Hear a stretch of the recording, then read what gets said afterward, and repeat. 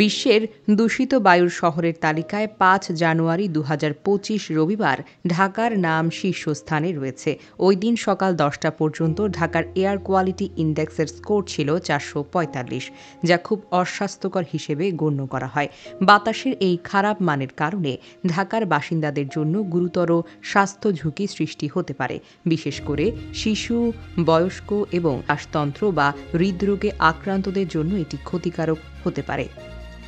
AIQ score শহরের বায়ুর মান সম্পর্কে একটি পরিমাপ প্রদান করে, যেখানে 0 থেকে 50 স্কোরের মধ্যে বায়ু ভালো হিসেবে বিবেচিত হয়। স্কোর 301 বা তার বেশি হলে বায়ু ঝুঁকিপূর্ণ হিসেবে শ্রেণীবদ্ধ করা হয়।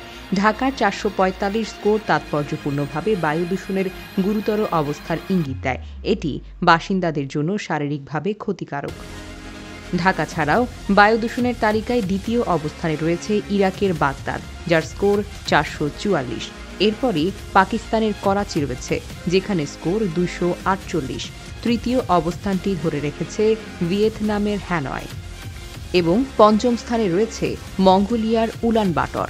এই স্কোরগুলো একটি শহরের বায়ু কতটা দূষিত বা স্বচ্ছ তা বুঝতে সহায়তা করে। এতে মানুষের স্বাস্থ্য ঝুঁকি সম্পর্কে তথ্য দেওয়া হয়।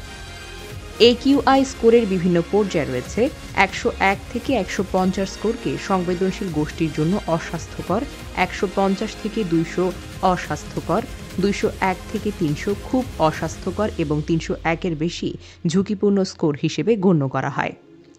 ঢাকা বিশ্বের এই দূষিত বায়ুর শহরের তালিকায় শীর্ষস্থান পাওয়ার মাধ্যমে আবারও একটি গুরুতর সমস্যার সামনে নিয়ে এসেছে। সারা বিশ্বে পরিবেশগত বিপর্যয়ের ফলে অনেক বড় শহর বায়ু দূষণের সমস্যার মধ্যে রয়েছে, যা শুধু স্থানীয় বাসিন্দাদের জন্য নয়, পুরো বিশ্বের স্বাস্থ্য ব্যবস্থার উপর নেতিবাচক প্রভাব ফেলছে।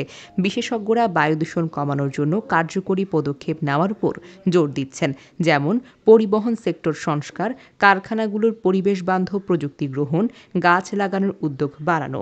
এই ধরনের দূষণ জনস্বাস্থ্যকে বিপদে ফেলতে পারে এবং শহরের জীবনের গুণগত মান কমিয়েও দিতে পারে। দেশ জগৎ নিউজ ডেস্ক।